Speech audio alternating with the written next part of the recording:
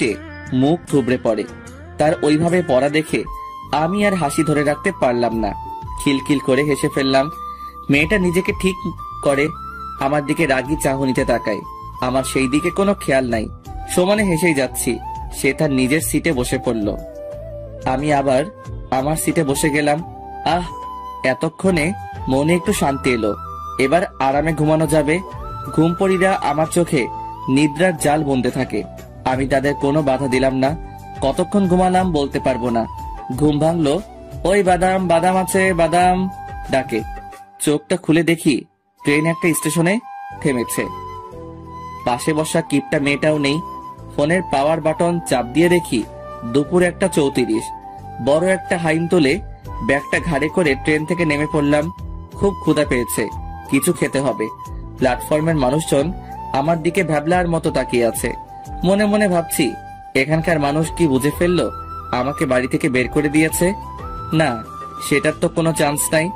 আমি আমার পা থেকে গলা অবধি ভালো করে চেক করলাম, সব তো ঠিকই আছে। তাহলে সবাই আমার দিকে তাকিয়ে হাসছে কেন?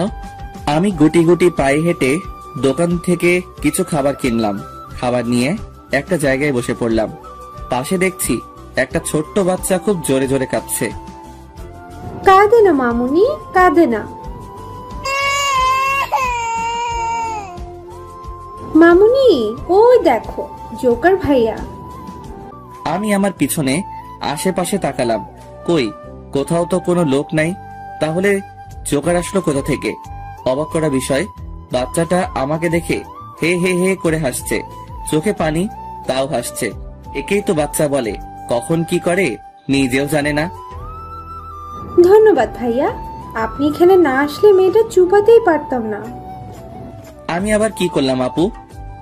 বড় আপু তার ব্যাগ থেকে তার মেকআপ বক্স খুলে আয়নাটা আমার মুখের সামনে ধরলো। আয়নাতে আমার মুখ দেখে যেন আমি 7 আসমান থেকে পড়লাম। আর এক মুহূর্ত সেখানে বসে না থেকে ট্যাপের কাছে চলে আসি, মুখটা ভালো করে কচলে ধুয়ে ফেলি। ফোনের স্ক্রিনে তাকিয়ে দেখি সবকিছু উঠে গেছে। তাই তো বলি, সবাই আমার দিকে অমন করে তাকিয়ে তাকিয়ে দেখছিল কেন? পুরা মুখে লাল লিপস্টিক, কালো কাজল, মাস্কারা, আইলাইনার দিয়ে আমাকে মেয়ে বানিয়ে দিয়েছে। এটা নিশ্চয়ই ওই টিস্যু কিপটা মাইয়ার কাজ। আমি দোকান থেকে একটা টাইগার নিলাম। বজ্জাত মেয়ে, আমাকে সবার সামনে বেইজ্জতি করা। দেখো এবার আমি কি করি। প্রায় সব মেয়েরাই এই ট্যাগার ড্রিঙ্কের গন্ধ সহ্য করতে পারে না। আমি ওই মেয়েটাকে এটা দিয়েই শায়েস্তা করতে পারবো। ট্রেনে এসে আমার সিটে বসে পড়লাম।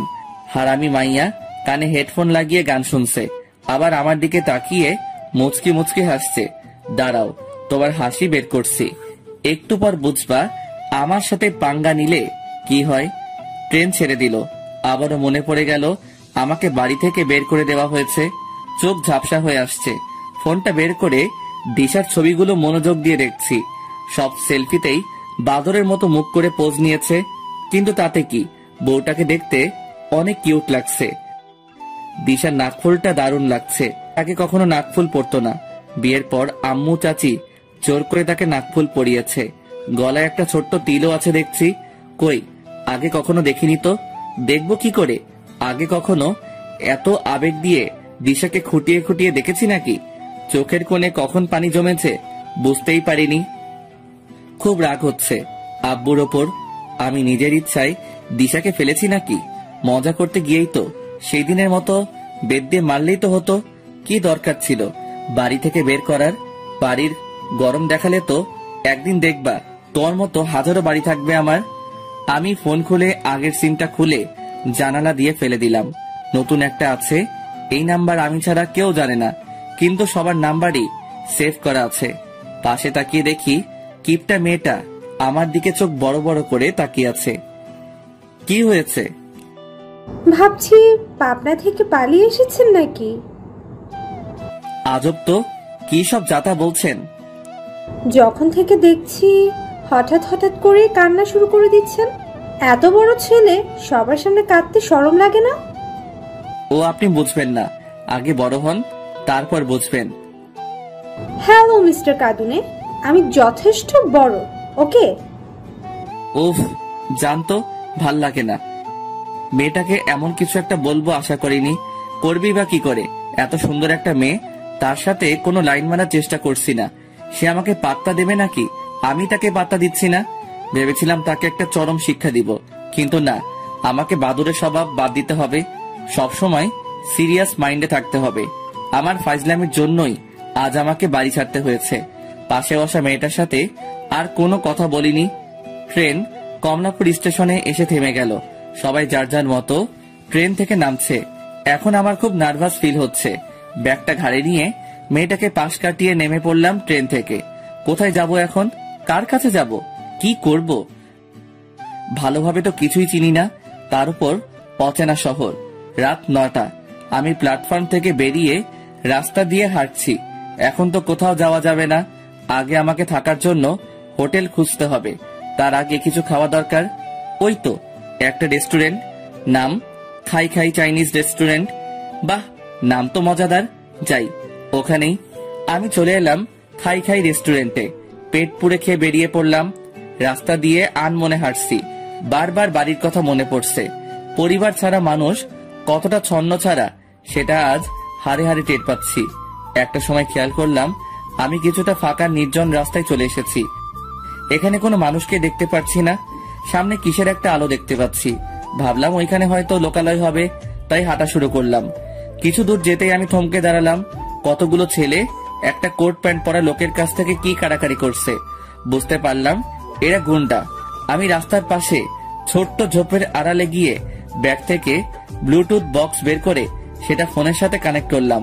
অনেক খুঁজে পুলিশের গাড়ির আওয়াজের টোন বের করে প্লে করে দিলাম। গুন্ডাগুলো পুলিশ আসছে ভেবে দৌড়ে পালালো। আমি ঝোপ থেকে বেরিয়ে সেই লোকটির কাছে যাই। আঙ্কেল, ওরা আপনার কোনো ক্ষতি করেনি তো? লোকটা আমার দিকে ভালো করে তাকালো। কি দেখলো কিছুই বুঝতে পারলাম না। তাহলে কোনো পুলিশের ভয়ে ওরা পালায়নি, তোর টোনের ভয়ে পালিয়েছে। রাস্তা দিয়ে যাচ্ছিলাম, তখনই দেখলাম তারা আপনাকে ছিনতাই করছে, তাই আপনাকে বাঁচানোর জন্য। আর কি? বাহ, তোমার তো বেশ বুদ্ধি। তুমি না থাকলে হয়তো তারা আমাকে মেরেই ফেলতো। এটা তো আমার করারই ছিল আঙ্কেল। তোমার বাড়ি কোথায় বাবা? আর ওইদিকে কোথায় যাচ্ছ? কি হলো, চুপ করে আছো কেন? আসলে আঙ্কেল আমাকে বাড়ি থেকে বের করে দিয়েছে। কেন বাবা? আমি আঙ্কেলটাকে সব খুলে বললাম। তা এখন যাবে কোথায়? জানি না। তুমি আমার সাথে আমার বাড়ি চলো। আমার বাড়িতে আমি, আমার মেয়ে, বড় কাজের লোক ছাড়া আর কেউ থাকে না। আমার কোনো ছেলে নাই। আজ থেকে তুমি আমার ছেলে। তোমার জন্য আজ আমি নতুন প্রাণ ফিরে পেয়েছি। এর ঋণ তো আমাকে শোধ করতে হবে। কিন্তু আঙ্কেল।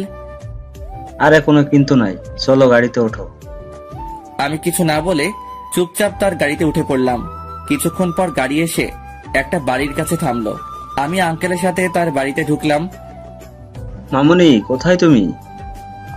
আব্বু! আমি বুঝে গেলাম এটাই আঙ্কেলের মেয়ে। কিন্তু এ কি দেখছি আমি? চোখে ভুল দেখছি না তো? সেই টিস্যু কিপটে যে ট্রেনে আমার পাশের সিটে বসেছিল। আমি তো তাকে দেখে মাথা নিচু করে দাঁড়িয়ে আছি। না জানি এখন কি না কি বলে।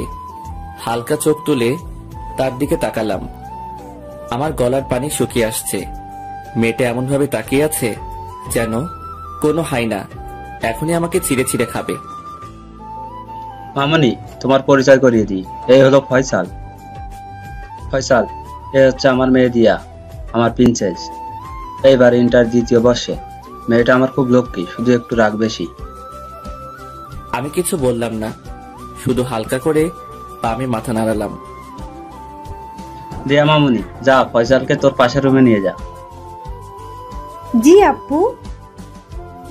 দিয়া সামনে সামনে যাচ্ছে, আমি তার পিছু পিছু যাচ্ছি। মাঝে মাঝে বাড়ির এদিকে ওদিকে তাকাচ্ছি।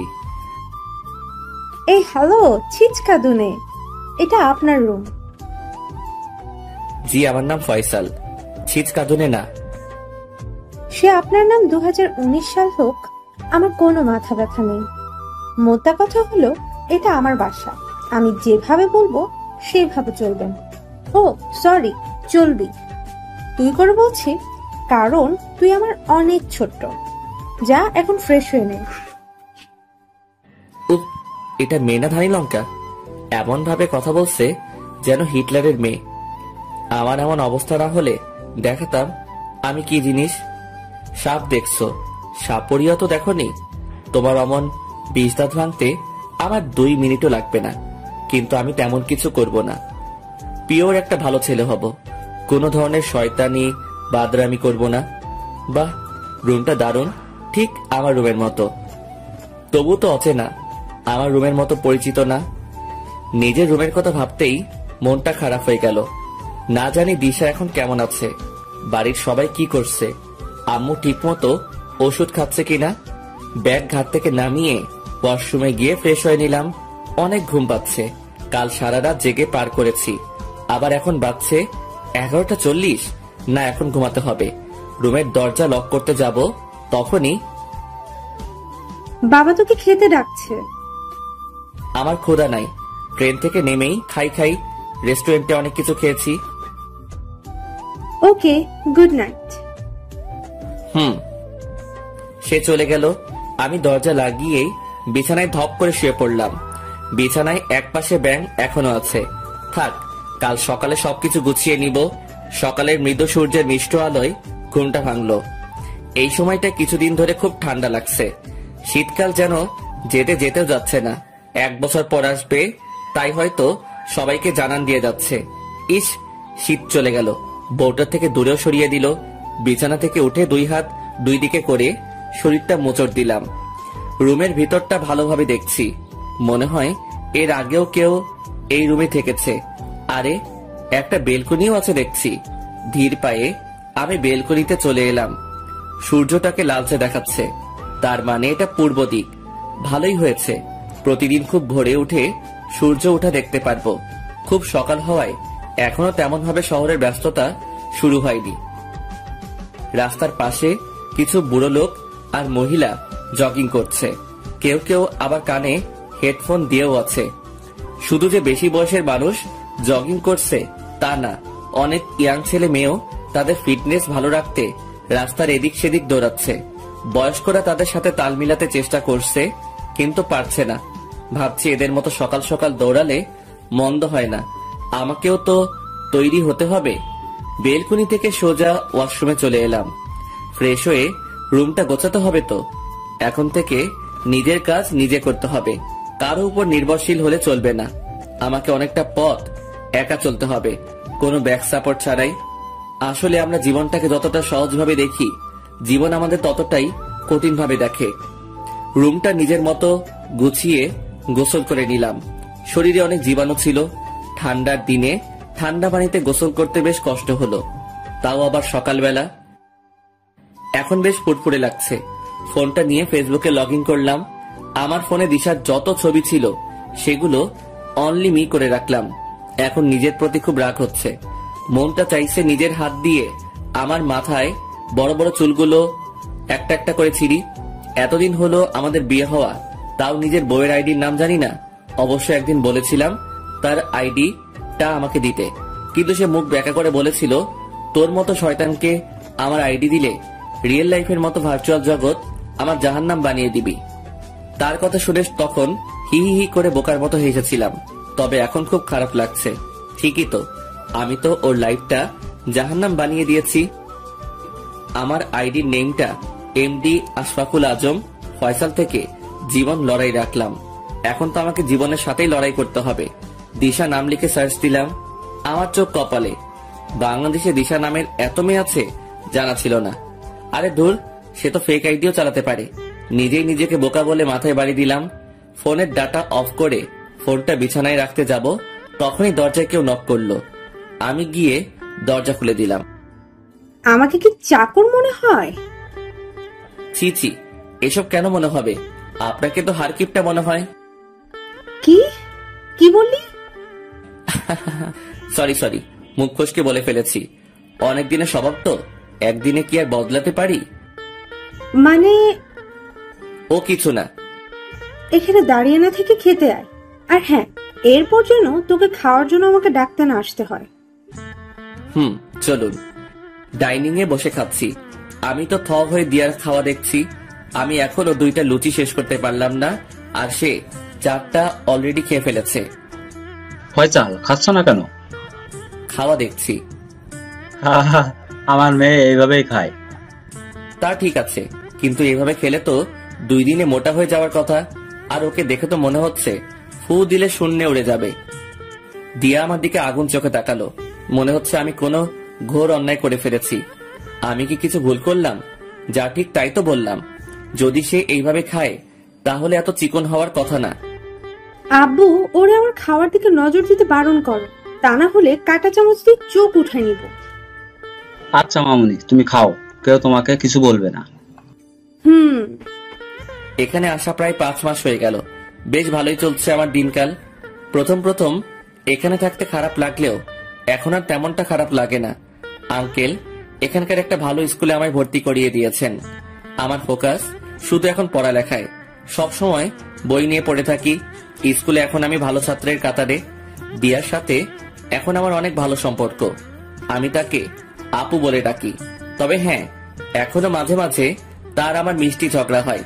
বাড়ির কথা প্রতি রাতেই মনে পড়ে। খুব ইচ্ছে করে আম্মু আব্বু চাচা চাচিকে দেখতে আর দিশাকে জড়িয়ে ধরে ঘুম যেতে। খুব মন টানে।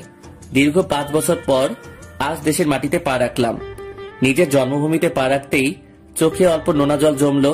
হঠাৎ একটা মেয়ে দৌড়ে এসে আমাকে জড়িয়ে ধরলো।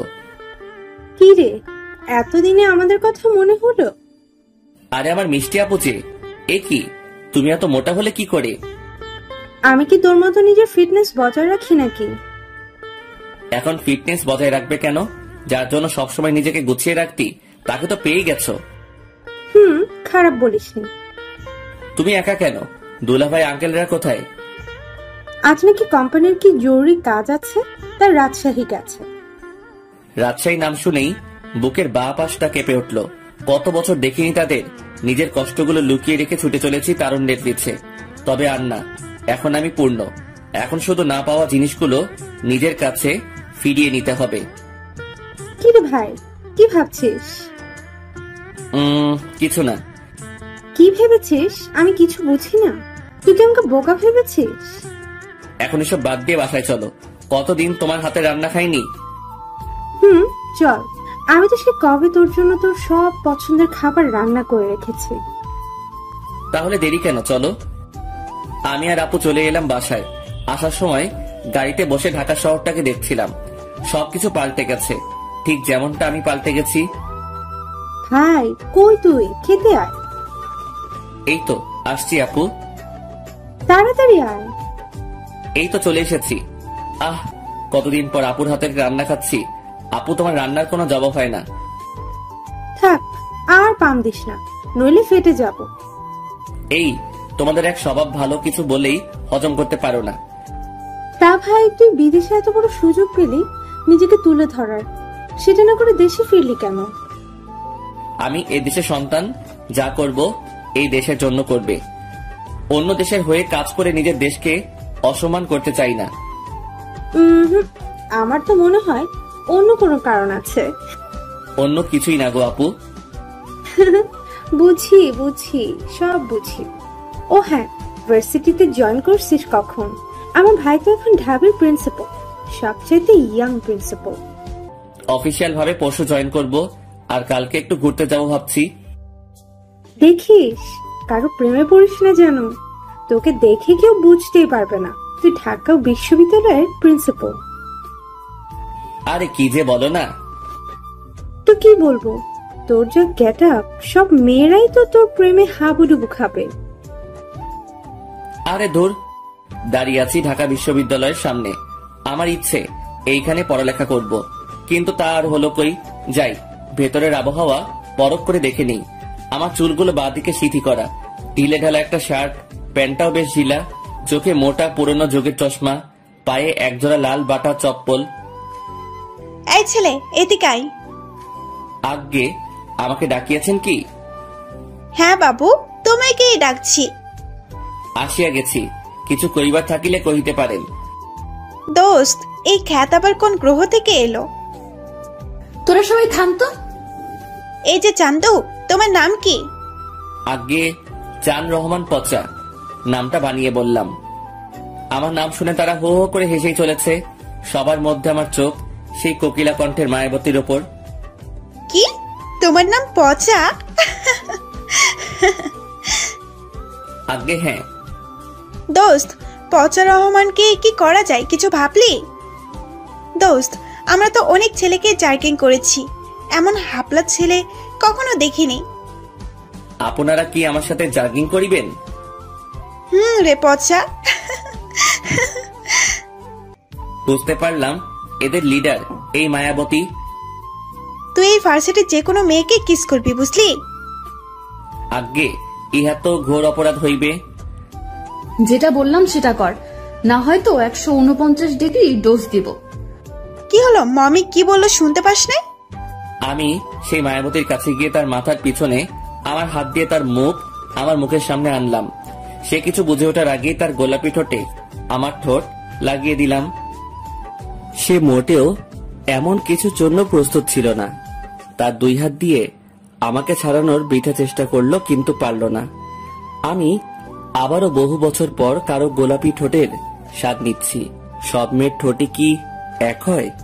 দিশার ঠোঁটের স্বাদ আর এই মেয়ের ঠোঁটের স্বাদ হুবহু একই।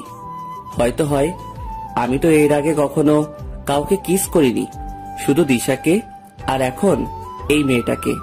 আমার দম নিতে একটু সমস্যা হচ্ছে, আর পারছি না তার মিষ্টি ঠোঁটের সাথে আমার ঠোঁট লাগিয়ে রাখতে।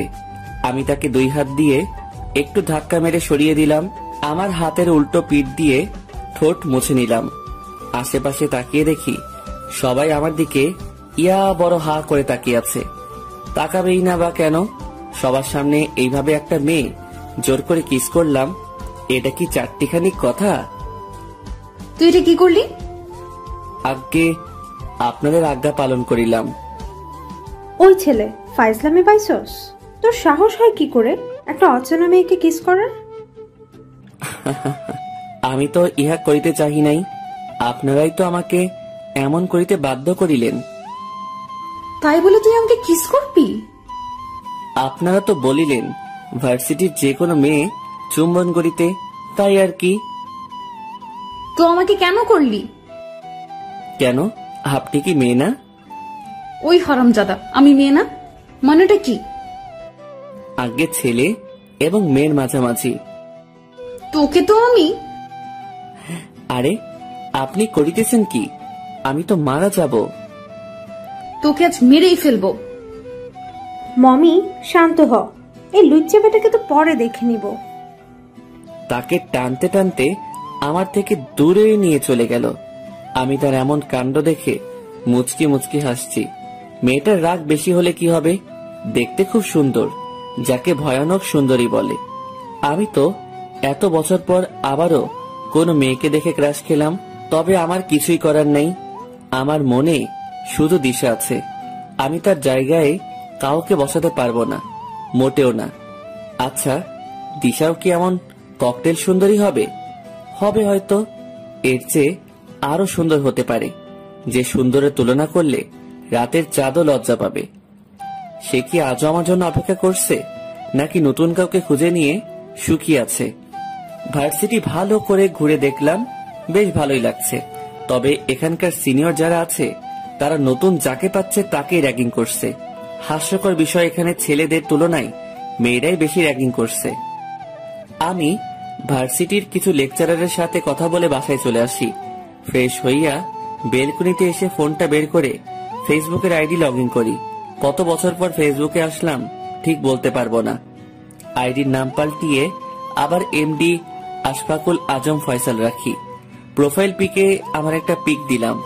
এতদিন একটা ফেক পিক দেওয়া ছিল। বলতে গেলে আমার আইডিতে এখন আমার একটা পিকই আছে, যেটা এখন পোস্ট করলাম। ছোটকালে যেসব পিক আপলোড দিতাম ওগুলো আজ থেকে 8 বছর আগে ডিলিট করে দিয়েছিলাম। 10 মিনিট থেকে নিউজ ফিড দেখছি। মানুষের কষ্টের পোস্টে হাহা রিয়েক্ট দেওয়ার মজাই আলাদা। আমি যার কষ্টের পোস্ট দেখছি তাতে হাহা রিয়েক্ট দিচ্ছি। খুব আনন্দ হচ্ছে মনে। কেন জানি আমি আমার মধ্যে আবার আগের ফয়সালকে দেখতে পাচ্ছি। বুড়োতি বয়সে কি আবার সেই চঞ্চলতা ফিরে পেলাম? দূর, বুড়ো আবার হলাম কবে? বয়স তো কেবল 25-26 হবে। নোটিফিকেশনে গিয়ে দেখলাম কয়েকটা কমেন্ট এসেছে আমার প্রোফাইল পিকে।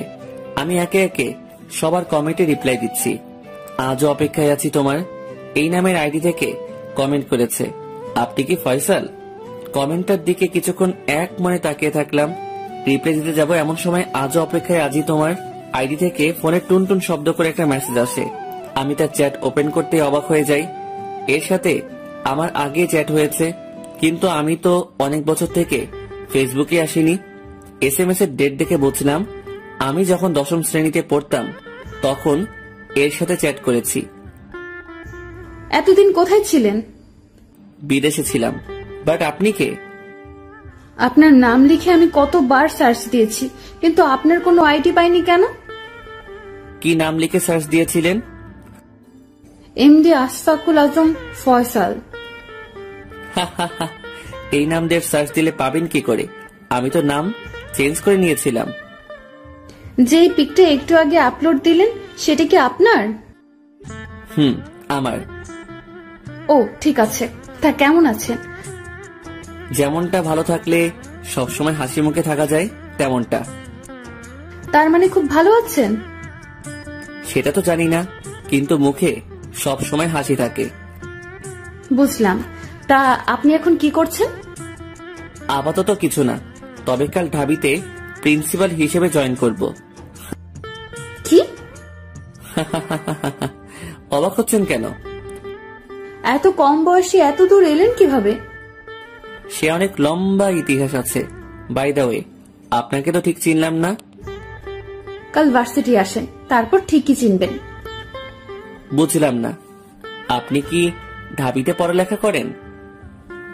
সেটা কালকেই বুঝতে পারবেন। ওকে।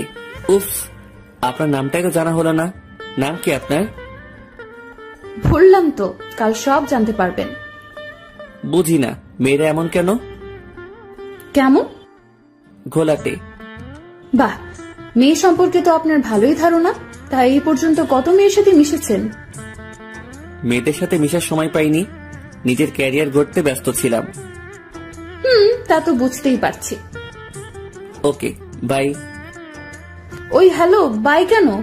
কথা বলতে কি এগোতে পারছে? আরে না, এখন একটু ঘুমাবো। এত ঘুম কিসের? রাতে কি বউ ঘুমাতে দেয়নি? বউ আসবে কোথা থেকে?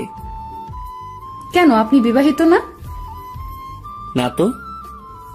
ভালো। আপনি কি বিবাহিত? বিবাহিত। ও। আপনার বাড়ির সবাই কেমন আছে? ভালো। কে কে আছে পরিবারে? যারা যারা থাকার সবাই আছে। কথা তো পেঁচান কেন? এমনি। আচ্ছা ভাই, মেসেজ সেন্ড করে ডাটা অফ করে দিলাম। আর কিছুক্ষণ কথা বললে পাগল করে দিত। কিন্তু কে এই মেয়েটা যে গায়ে পড়ে কথা বলতে আসছে? তার উপর আবার বিবাহিতা। বেলকুনি থেকে বিছানায় চলে এলাম, চোখটা লেগে আসছে। ফোন বালিশের নিচে রেখে ঘুমিয়ে পড়লাম। দেখ, কাজের সময় কিছু পাওয়া যায় না। জীবনের প্রথম ভার্সিটি যাচ্ছি, মানে প্রিন্সিপাল হয়ে আর কি। আমি আমার মতো নিজেকে তৈরি করছি। চুলগুলা ভালোভাবে স্পাইক করে নিলাম। একটা সাদা রঙের টি শার্ট, তার উপর একটা ঘিয়া রঙের জ্যাকেট, সব মিলিয়ে রক স্টার। আসলে আমি আমার মতো যুগের সাথে তাল মিলিয়ে চলতে পছন্দ করি। ভার্সিটির প্রিন্সিপাল হয়েছি বলে স্যুট বুটে যেতে হবে, এটা আমার কাছে কোনো বিষয় না। এতদিন এত কষ্ট করে পড়াশোনা করেছে, কখনো লাইফের মজা নিতে পারিনি। এখন প্রিন্সিপাল হয়েছি বলে সবসময় গম্ভীর এক্সট্রা ভাব নিয়ে চলতে হবে এমন না। আমি এখনই লাইফটাকে এনজয় করতে চাই। কিরে, আজ না তোর ভার্সিটি জয়েন করার কথা? আমি তো ভার্সিটি যাচ্ছি। নয়, হ্যাঁ। তুই এইভাবে ভার্সিটি যাবি? জাস্ট চিল আপু। তোমার ভাইয়ের বয়সটাই বা কত হলো বলো? এখনই যদি নিজের গেটআপে বয়স্ক ভাব ধরাই, তাহলে কি আর তোমার ভাইয়ের কপালে বউ জুটবে? আমি 200% শিওর আজ ভার্সিটি মেয়েরা পাগল হয়ে যাবে। আপুর পায়ে সালাম করে বাইক নিয়ে বেরিয়ে পড়লাম ভার্সিটির উদ্দেশ্যে। প্রায় সময় পর চলে আসি ভার্সিটিতে।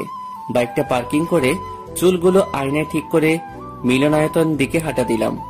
ভাবতেই ভালো লাগছে, শুধুমাত্র আমার জন্য ভার্সিটি একটা সাংস্কৃতিক অনুষ্ঠানের আয়োজন করা হয়েছে। নিজের উপর নিজেরই খুব গর্ব হচ্ছে। আমি হাঁটছি, তখন বাম দিকে চোখ গেল। কালের সেই মমি সুন্দরী তার বান্ধবীদের নিয়ে আড্ডা দিচ্ছে। মনে হয় কারো অপেক্ষা করছে। বারবার গেটের দিকে তাকাচ্ছে। নীল রঙের শাড়ি পরে আছে, বলতে গেলে আমার মনের মতো সাজ। দ্বিতীয়বারের মতো তাকে দেখে ক্রাশ খেলাম। এত ক্রাশ খেলে 100% আমার সুগার বেড়ে যাবে। ও হ্যাঁ, ক্রাশ খাওয়া মানে 5 কিলো মিষ্টি খাওয়া। সে হয়তো আমাকে খেয়াল করেনি, খেয়াল করলেও কি, সে তো আমাকে চিনতে পারবে না। আমি চলে এলাম মিলনায়তনে। সব স্যাররাই আমাকে দেখে ভ্যাবাচাকা খেয়ে গেছে। হয়তো ভাবিনি আমি এত ইয়াং বা ড্যাশিং হব। সবার সাথে পরিচিত হলাম। একটা ম্যাডামের সাথে হাত মিলাতে গিয়ে পড়লাম ঝামেলায়। সে আমার হাত ছাড়তেই চায় না। তার বয়স আর কত হবে, এই ধরেন 28। কোন রকম ভাবে তার কাছ থেকে সরে গেলাম।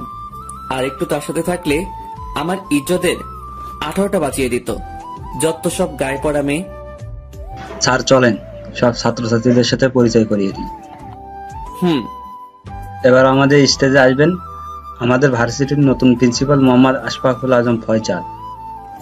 আমি আমার মতো হেঁটে স্টেজে গেলাম।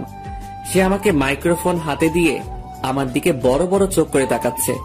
মনে হচ্ছে আমি কোনো বাঘ। একসময় সে সেন্সলেস হয়ে পড়ে যায়। সব স্যারেরা তাকে ধরে ভিতরে নিয়ে যায়। সে হয়তো আমাকে ঠিক প্রিন্সিপাল মানতে পারেনি। আমি সবাইকে সালাম দিয়ে সামনে তাকালাম। সবাই থ হয়ে আমাকে এক চোখে দেখছে। হয়তো ভাবিনি তাদের নতুন প্রিন্সিপাল এত কম বয়সী আর এত স্টাইলিশ। নিজেকে এখন অন্য গ্রহের প্রাণী মনে হচ্ছে। আমি কি জেলখানার কোনো কয়েদি নাকি? হ্যাঁ, এইভাবে দেখার কি আছে? সবার দেখা শেষ। সবাই আমার কথা শুনে একটু স্বাভাবিক হলো। আমি নিজের মতো কিছু নীতি কথা শোনালাম তাদের। অতঃপর আমার বক্তব্য শেষ করলাম। সবাই জোরে করতালি দিল। সন্ধ্যার দিকে অনুষ্ঠান শেষ হয়ে যাবে এমন অবস্থা। আমি সবার কাছে বিদায় নিয়ে মিলনায়তনের বাহিরে চলে এলাম। আর ভালো লাগছে না এখানে। যেখানেই যাচ্ছি সেখানেই সবাই আমার দিকে ড্যাব ড্যাব করে তাকিয়ে থাকে। সিঁড়ি দিয়ে নামছি, সবাই আমাকে মৌমাছির মতো ছেকে ধরলো। এখানের বেশিরভাগই মেয়ে। কেউ বলছে, স্যার একটা সেলফি প্লিজ। কেউ বা, স্যার আপনার নাম্বারটা দেন প্লিজ। স্যার আপনি কি সিঙ্গেল? স্যার আপনার বাড়ি কোথায়? নানান মেয়ের নানান কথা। আমি তাদের থেকে কোনো মতে নিজেকে ছাড়িয়ে আমার বাইকের কাছে চলে আসি।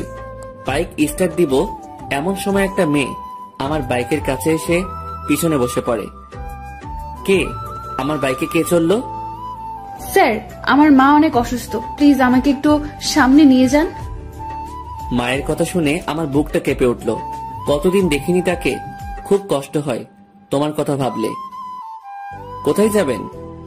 আপনি চলেন, আমি বলে দিব কোথায় যেতে হবে। আমি বাইকটা স্টার্ট দিয়ে ভার্সিটি থেকে বেরিয়ে পড়লাম। মেয়েটা আমাকে শক্ত করে চেপে ধরলো। তার হাতগুলো অনেক মোলায়েম, তুলোর মতো নরম। বেশ অস্থির লাগছে আমার, কিন্তু মানবতার কারণে কিছু বলছি না। তার কথা মতো একটা বাড়ির সামনে এসে বাইক থামালাম। মেয়েটা নেমে পড়লো। শাড়ি পরে আছে, কিন্তু মুখখানা হিজাব দিয়ে ঢাকা। অন্ধকারেও বোঝা যাচ্ছে মেয়েটা অনেক ফর্সা। স্যার আপনিও একটু আমার সাথে বাড়ির ভেতরে চলেন না। ছোট বোন বলেছিল মাকে হসপিটালে নিতে হবে, বাট বাড়িতে কোনো ছেলে মানুষ নাই। আমি হালকা মাথা নাড়িয়ে তার সাথে তার বাড়িতে ঢুকে পড়লাম। দেখে মনে হচ্ছে এটা কোনো হোস্টেল। সে আমাকে একটা রুমে নিয়ে গেল। আমিও কোনো প্রশ্ন ছাড়াই তার সাথে রুমে চলে এলাম।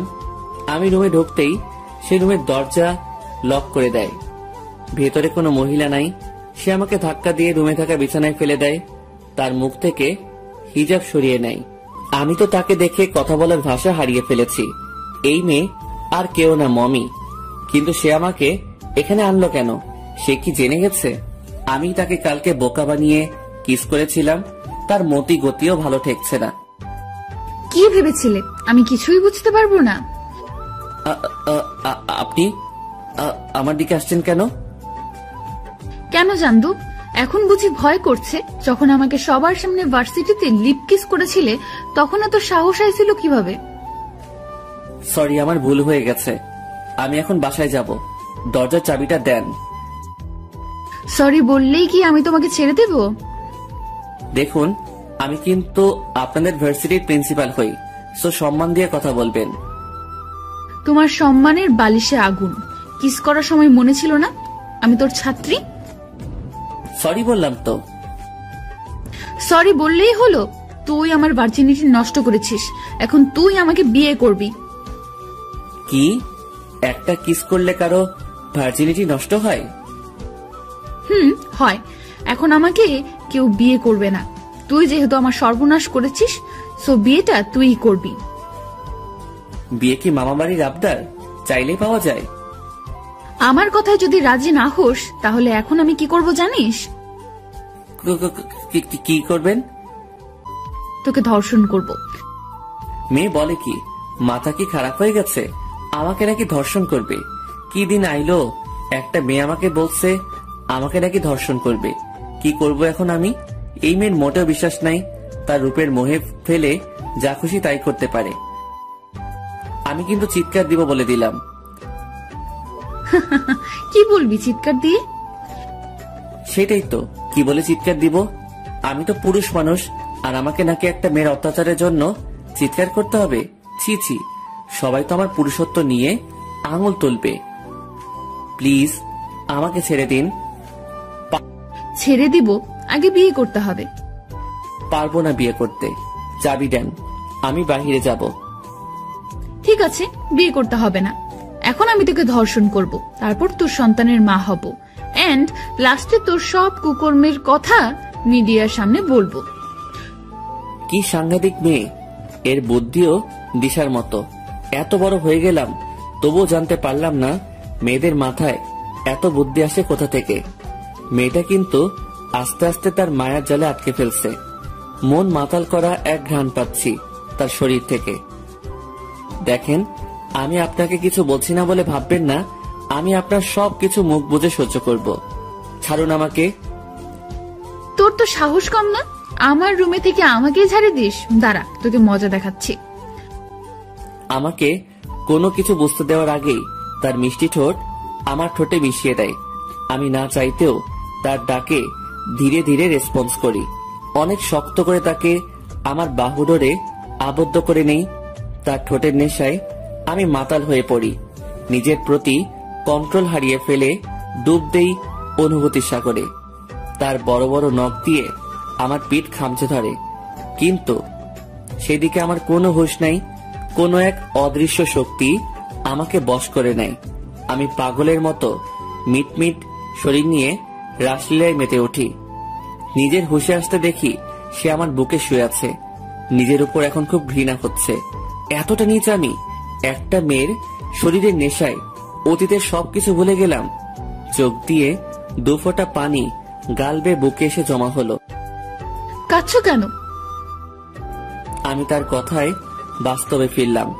এক ঝটকায় তাকে আমার বুক থেকে সরিয়ে বিছানার একপাশে ফেলে দিলাম। সে হয়তো এমন কিছু আশা করেনি। ডোরের চাবি দাও। এখনই চলে যাবে? চাবি চাইছি। মমি তার রুমের দরজা খুলে দিল। আমি সেখান থেকে বেরিয়ে বাইক নিয়ে সোজা বাড়ি চলে আসি।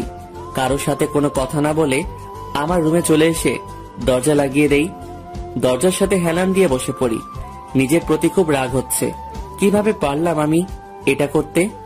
দিশার কাছে কি করে এই নোংরা শরীর নিয়ে যাব? বুক ফেটে কান্না আসছে। আমি ওয়াশরুমে এসে ঝর্ণাটা ছেড়ে দিলাম। ঝর্ণার প্রতিটি ফোঁটা আমার অপবিত্র গায়ে আছড়ে আছড়ে পড়ছে। হয়তো কিছুক্ষণ আগের ঘটনা কেউ জানবে না, কিন্তু আমি যে নিজের কাছে সারা জীবন অপরাধী হয়ে থাকবো। ঝর্ণার পানির সাথে আমার চোখের পানিও একসাথে বয়ে যাচ্ছে। ওয়াশরুম থেকে বেরিয়ে বিছানায় চলে এলাম। মাথা আগে থেকে ব্যথা করছিল, এখন আরো বেড়ে গেছে। রুমের লাইট অফ করে বালিশে মাথা রেখে চোখ বন্ধ করে নিলাম। ঘুম ভাঙলো সকালে। মাথা এখনো ঝিমঝিম করছে। ঘড়ির দিকে তাকিয়ে দেখি 9টা বাজতে চলেছে। বিছানা থেকে উঠে ওয়াশরুমে এসে হাত মুখ ধুয়ে ভার্সিটির জন্য রেডি হয়ে নিচে চলে এলাম। সবার সাথে সকালে নাস্তা করে বাইক নিয়ে বেরিয়ে পড়লাম। আজ আর তেমন সাজগোজ করা হয়নি, খুব সাদাসিধে ভাবেই ড্রেস আপ করেছি। ভার্সিটি এসে বাইক রেখে অফিস কক্ষের দিকে পা বাড়ালাম। তখনই কেউ আমার হাত পিছন থেকে ধরল। তুমি? তোমার সাথে কিছু কথা আছে। কি কথা? বলবো, তবে এখানে না, অন্য কোথাও। ওই দিকটায় চলো। আমি মমিকে নিয়ে ক্যাম্পাসের একটা ফাঁকা জায়গায় নিয়ে আসি। কি বলবে বলো? তুমি কি আমাকে বিয়ে করবে? না। তাহলে কালকে আমার সাথে যেসব হয়েছে সেসবের কি? তুমি আমাকে বাধ্য করেছিলে। তুমি আমাকে বিয়ে না করলে আমি সমাজে মুখ দেখাবো কি করে? সেটা তোমার আগে ভাবা উচিত ছিল।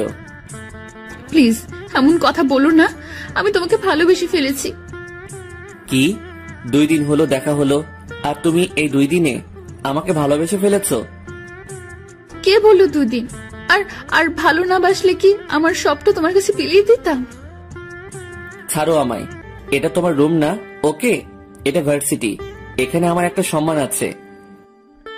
চলে এলাম সেখান থেকে। মেয়েটার কথা শুনে সত্যি নিজের ভেতর অনুতাপ হচ্ছে। সে তো ঠিকই বলেছে, তাকে আমি বিয়ে না করলে সে সমাজে মুখ দেখাবে কি করে। সময় তার মতো করে চলতে থাকলো। কেটে গেল 3টি মাস। 3 মাসে মমি সবসময় আমার পিছু পিছু ঘুরেছে, বারবার তার ভালোবাসার কথা বলেছে। অনেক ভেবেছি তার সাথে আমার যেটা হয়েছে সেটা বুঝে হোক আর না বুঝে হোক হয়েছে, তো ভুলটা যেখানে আমি করেছি সেটা শুধরাতে আমাকেই হবে। মেয়েটা তো আমার জন্য কম পাগলামি করেনি। প্রথম দিকে তার পাগলামি গুলো তো বিরক্ত হলেও এখন বেশ এনজয় করি তার পাগলামি। বলতে গেলে সে আমার মনে জায়গা করে নিয়েছে। অনেক কাঁদিয়েছি মেয়েটাকে, আর না, এবার বলে দিব আমি তাকে ভালোবাসি, তাকে আমার বউ করতে চাই। সকাল থেকে 20 বার আয়নার সামনে গেছি। সবকিছুর মধ্যেও কিছু একটা কমতি লাগছে নিজের মধ্যে। আগে কখনো কোনো মেয়েকে নিজের মুখে ভালোবাসার কথা বলিনি তো। 1 ঘন্টা ধরে নিজেকে ফিটফাট করলাম। কাল মমির জন্য একটা পায়েল কিনেছিলাম, সেটা পকেটে করে বেরিয়ে পড়লাম। ভার্সিটি এসে মমিকে খুঁজতে লাগলাম। ওই তো সে বসে আছে। মমি একটু এদিকে আসো তো।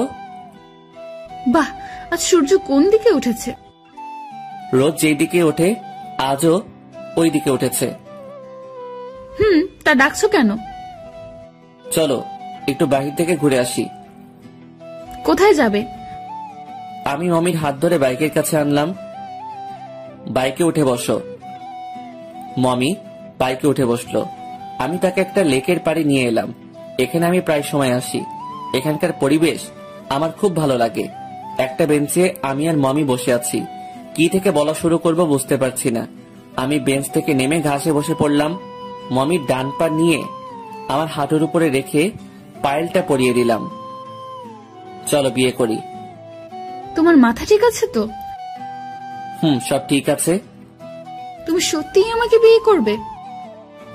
পাগলি, সত্যি বিয়ে করব। আচ্ছা, তাহলে 3 দিন পর আমরা বিয়ে করব। ঠিক আছে। কাজী অফিসের সামনে 3 ঘন্টা ধরে দাঁড়িয়ে আছি। মমির আসার কোনো নাম নেই। ফোন দিচ্ছি, ফোনও বন্ধ। মেয়েটার কি কমন সেন্স বলতে কিচ্ছু নাই? আচ্ছা, তার কোনো বিপদ আপদ হলো না তো? আমি বাইকটা নিয়ে তার হোস্টেলে চলে এলাম। তার রুমে তো বাহির থেকে তালা দেওয়া। তার বান্ধবীরা বলছে সে নাকি অনেক সকালে বেরিয়ে গেছে। আজ 4 দিন ধরে মমির কোনো খোঁজ নাই। অনেক জায়গায় খুঁজেছি তাকে, কোথাও পাইনি। কোথায় গেল মেয়েটা? সারাদিন নিজেকে ঘরে বন্দি করে রাখি, খাওয়া দাওয়া ঠিক মতো করি না।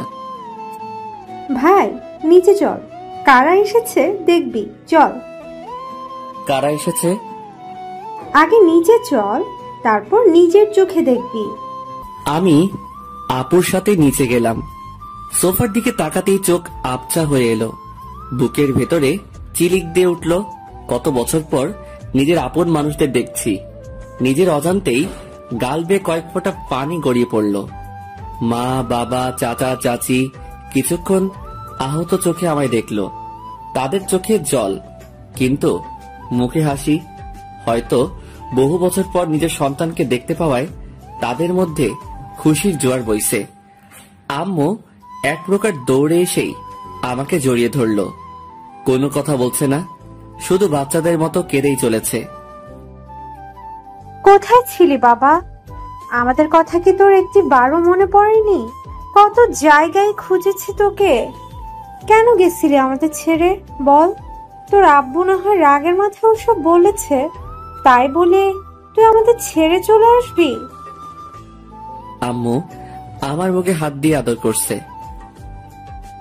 আর কোথাও যাব না আম্মু। সেদিন আব্বু তো ঠিক কাজই করেছিল। সেদিন যদি আমি বাড়ি থেকে না বেরিয়ে আসতাম তাহলে কি আজ এই জায়গায় থাকতে পারতাম? কখনো বুঝতেই পারতাম না বাস্তবতা খুব কঠিনের চেয়েও কঠিনতর। বাবারে, আমাকে মাফ করে দে। আমি সেদিন রাগের মাথায় কত ন্যায় অন্যায় কথা শুনিয়েছি, না জানি তুই কত কষ্ট পেয়েছিস। কি করছো আব্বু?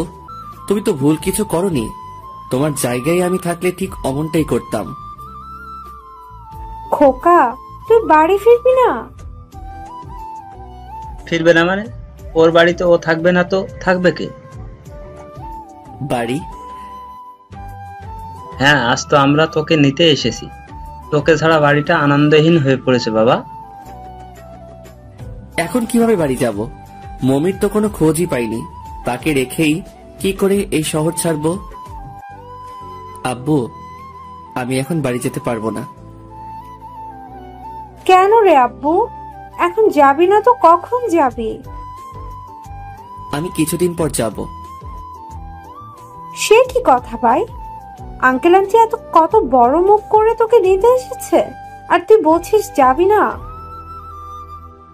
আমি কিচ্ছু জানি না। তুই আজ আমাদের সাথে রাজশাহী যাবি। কিন্তু আম্মু। কোনো কিন্তু না খোকা, আজ তুই আমাদের সাথে যাবি। আমি আর না করলাম না। ঠিকই তো, কত বড় মুখ করে তারা আমায় নিতে এসেছে। আচ্ছা, সবাই তো এসেছে, দিশা কই? হয়তো অন্য কাউকে বিয়ে করে শ্বশুর বাড়িতে আছে। কুত্তি, আমার জন্য একটু অপেক্ষা করতে পারলি না? বলেছিলাম তো একদিন ফিরে আসবো। সেই দিন প্রাণ খুলে ফাঁকা আকাশের নিচে চিৎকার দিয়ে বলবো, বাচ্চা বউ, তোকে অনেক বেশি ভালোবাসি। ছি ছি, আমি এসব কেন ভাবছি? এসব ভাবার তো কোনো প্রশ্নই ওঠে না। আমার ভালোবাসা তো এখন মমিকেই তো আমি বিয়ে করে বউ করতে গেছিলাম। তখন তো এসব ভাবিনি। তবে কেন এসব ভাবছি? সবাই আঙ্কেলের সাথে কথা বলে আমাকে নিয়ে বেরিয়ে পড়ল। মনে আলাদা ভালো লাগা কাজ করছে। করবেই না বা কেন? কতদিন পর নিজের শহরে ফিরব। কত স্মৃতি রয়েছে এই শহরে। আগের দিনের কথা মনে হলেই খুব হাসি পায়। কতই না জ্বালিয়েছি সেই শহরের মানুষকে। আজের আমপাড়া, কাল ওর পেঁপে চুরি করা, পরশু ওর হাঁস ধরে পিকনিক খাওয়া, সবকিছুর মধ্যে হলো দিশার সাথে খুনসুটি ঝগড়া, যা কখনো ভুলার না। বাচ্চা বউটাকে কতই না জ্বালিয়েছি। দীর্ঘ 9 বছর পর নিজের শহরে পা দিলাম। নিজের মধ্যে অজানা অনুভূতি কাজ করছে। গাটা কেমন শিহরণ দিয়ে উঠছে। সবকিছু পাল্টে গেছে, কিন্তু আমাদের বাড়িটা আগের মতোই আছে। আচ্ছা, বাড়িতে এত লাইটিং কেন? রাতের আধারে আমাদের বাড়িটা বেশ ফুটে উঠেছে। মনে হাজারো প্রশ্ন ঘুরপাক খাচ্ছে। না, এত চাপ নেওয়া যাবে না। এত কিছু ভাবলে আমার মাথাটাই না বাস্ট হয়ে যায়। আম্মু, বাড়িতে এত সাজানো, এত লাইটিং কেন? এতদিন পর আমাদের বাড়িতে খুশি ফিরে এসেছে, আর আমরা সেটা বরণ করে নিব না? এসব তাহলে আমার জন্য? খোকা, তোমরা আমার খোঁজ পেলে কি করে সেটাই তো জানা হয়নি। এসব কথা বাদ দে তো বাবা, আগে বাড়ির ভেতরে আয়। আর কথা বাড়ালাম না, বাড়িতে ঢুকে পড়লাম। এত কিছুর পরেই আরো অবাক হওয়ার ছিল, বুঝতে পারিনি। বাড়িতে আমার নানা বংশ, দিশার নানা বংশ সবাই আছে। আমার দাদা বংশের কেউ নাই, আর দিশারও দাদার বংশের কেউ নাই। সবাই আমাকে দেখে চারিদিক থেকে ঘিরে ধরলো। একে একে সবাই আমার সাথে ভাব বিনিময় করলো। Hi hero. হ্যালো। কি খবর? এতদিন আমাদের ছেড়ে কোথায় ছিলে? আকাশে। বাহ, খুব ভাব দেখছি। জানিস আমরা তোর কে হই? কে হন? আমি টুনি, এ হলো টুনটুনি, আর এ হলো ঝুনঝুনি ও পুকপুকি। তাদের নাম শুনে আমি ছোট্টবেলার মতো আজও জোরে জোরে হাসতে লাগলাম। তাদের ছোট্টবেলায় নাম নিয়ে কম খেপাইনি। এত সুন্দর চেহারা, আর নাম দেখো কি রকম। ওই, এত হাসিস কেন? তোদের নাম শুনে খুব হাসি পাচ্ছে। আরে পাগল, এখন নাম দিয়ে কিচ্ছু হয় না, রূপ থাকলেই হয়। কিছু কইলাম না, কারণ তারা সত্যি অনেক সুন্দর। তা এখনো কি সিঙ্গেল? না, এখন 10 ছেলের বাপ আমি। তাদের সাথে বেশ কিছুক্ষণ আড্ডা দিলাম, বেশ ভালোই লাগছিল। তবে যা বুঝলাম, টুনি হয়তো আমার প্রতি দুর্বল। কথা বলার সময় বারবার গায়ে এসে পড়ছে। পরিস্থিতি খারাপ দেখে সেখান থেকে কেটে পড়লাম। রাতে সবাই একসাথে ডিনার করলাম। একে একে যে যার মতো ঘুমাতে চলে গেল। মামাতো ভাইয়েরা আমাকে বলল, সাবধানে বিড়াল মারিস। কানে কানে বলেছিল কথাটা। আমি শুধু কৌতূহল নিয়ে তাদের দিকে তাকাচ্ছিলাম। কিছু বলতে যাব, তার আগেই তারা কেটে পড়ল। আমি খাওয়া শেষ করে আমার রুমের উদ্দেশ্যে হাঁটা দিলাম। বেশ ক্লান্ত লাগছে, ঠিক মতো সিঁড়ি দিয়ে উঠতেও পারছি না। চোখে মুখে ঘুম ঢেলে পড়ছে। ঢুলতে ঢুলতে আমার রুমের সামনে চলে আসি। এত বছর পরেও নিজের রুম চিনতে ভুল হয়নি। রুমের দরজা খুলে রুমে ঢুকে পড়লাম। রুমটা ডিম লাইটের আলোয় লালচে হয়ে আছে। সারা ঘর ফুলের গন্ধে মোমো করছে। আরে, আমার রুম কেন, সারা বাড়ি তো ফুলের সুবাসে সুবাসিত। দরজাটা লাগিয়ে খাটের কাছে চলে এলাম। এ কি, আমার খাটে মমি কেন? বউ সেজে বসে আছে। দূর, মেয়েটার কথা ভেবে ভেবে মেয়েটার ঘরে পড়ে গেছি। না জানি মমি এখন কোথায় আছে। দূর, আমার সামনেই তো আছে। আরে গাধা, এটা তো কল্পনা। কল্পনার মমিও এত সুন্দর হয় আগে জানতাম না তো। লাল টুকটুকে বেনারসিতে যা লাগছে না, ইস, আজ বাস্তবে যদি মমি এখানে থাকতো তাহলে কতই না রোম্যান্স করতাম। কি এইভাবে কি দেখছো? বাস্তবে তো আমার বউ হলে না, ফাঁকি দিয়ে পালিয়ে গেল। তাহলে কল্পনাতে কেন বউ বেশে কেন এসেছো? কয়টা বউ লাগে তোর? লে হালুয়া, কল্পনার মমি আবার কথাও বলছে। আচ্ছা, এটা মমির আত্মা নয় তো? হাজারো প্রশ্নে মাথা গিজগিজ করছে। মমি, তুমি কি সত্যি মমি? কেন বিশ্বাস হয় না? তুমি এখানে কি করে এলে? আল্লাহ গো, এটা নিশ্চয়ই মমির ভূত। কেন, এখানে কার থাকার কথা? সত্যি বলতে এখন আমার খুব ভয় করছে। না মানে তোমারই থাকার কথা। ঠাস ঠাস আমার গালে 2টা চড় বসিয়ে দিল সে। কেন মারলো কিছুই তো বুঝলাম না। শয়তান, লুচ্চা, হারামি, সজারু, ইতর, বানর, নিজের একটা বউ থাকতে অন্য মেয়েকে বিয়ে করতে চাস? এটা কি হলো? চড় মারলো আমাকে, কাঁদবো আমি, সেখানে সে কেন কাঁদছে? আর আমার বউ ছিল, সেটা মমি কি করে জানলো? আর আমি তো অন্য কাউকে না, মমিকে বিয়ে করতে গেছিলাম। মমি বা আমার রুমে এলো কিভাবে? না, মাথায় কিছুই ঢুকছে না, হ্যাং হয়ে যাচ্ছে মাথা। আমি তো অন্য কাউকে না, তোমাকে বিয়ে করতে চেয়েছিলাম। ঠাস ঠাস ঠাস, আল্লাহ, এই মেয়ে আমায় কথায় কথায় মারে কেন? ওই কুত্তা, আমি কে বল? বল আমি কে? তুমি মমি? ঠাস ঠাস। আমি মমি, তাই না? তাহলে দিশাকে বল। আল্লাহ, এই মেয়ের গায়ে নিশ্চয় জিন নেমেছে। এতক্ষণ ধরে সব সত্যি বলে তার সাথে তাল মিলিয়ে কথা বলেও আমার সমানে ধুইল। ইস, গালটা কত ব্যথা করছে। এখন যদি বলি দিশা আমার বউ ছিল, তাহলে তো আমাকে মেরে ফেলবে। কে দিশা? আমি তো দিশাকে চিনি না। কি বললি? দিশা তোর কেউ না? তুই এত লুচ্চা, নিজের বউকে অস্বীকার করিস। সুন্দরী মেয়েদের শরীর ভোগ করার খুব শখ, তাই না? এতই যখন লুচ্চামি করে বেড়াবি, তাহলে কেন আমাকে অপেক্ষা করতে বলেছিলি? কেন বলেছিলি আমার মনে তোর জন্য জায়গা রাখতে? কেন বলেছিস বাচ্চা বউ তোকে কখনো একদিন এসে বলবো খুব ভালোবাসি? তার মানে মমি দিশা? ও শিট, দিশার পুরো নাম তো মমি আজম দিশা। এখন কি করি? মেয়েটা তো অনেক রেগে আছে, অনেক কষ্ট পেয়েছে, নিজেকে পুকুরে ঠান্ডা পানিতে চুবাইতে মন চায়। দিশা! তার ঘাড়ে হাত দিয়ে বললাম। সে এখন আমার বিপরীত দিকে ঘুরে আছে। হাত সরা, তোর ওই নোংরা হাত দিয়ে ছুবি না আমায়। কাঁদছিস কেন? আমি কি অন্য কোনো মেয়ের সাথে খারাপ কিছু করেছি? আমি তো তোর সাথেই। লুচ্চা, ওই জায়গায় যদি আমি না থাকতাম, আর তুই তো আমাকে ভেবে ওইসব করিসনি, তুই তো অন্য মেয়েকেই ভেবেছিলি। ভুল হয়ে গেছে রে, প্লিজ মাফ করে দে। একবারও আমার কথা ভাবলি না, নাচতে নাচতে বিয়ের জন্য রাজি হয়ে গেলি। আমি কি করতাম বল? পরিস্থিতিটাই অমন ক্রিয়েট হয়ে গেছিল। ছাড় বলছি, ছাড়। এতদিন পর কাছে পেলাম, এত সহজে কি আমার বাচ্চা বউটাকে ছেড়ে দিব?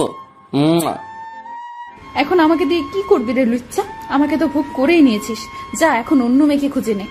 দেখছিলাম তো টুনির সাথে ভালোই গা ঘেসে ঘেসে কথা বলছিলি।